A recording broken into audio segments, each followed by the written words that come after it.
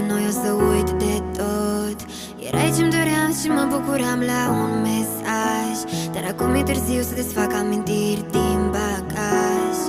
Știu că mereu faci așa, îmi iei tot ce am și nu privești în urma ta.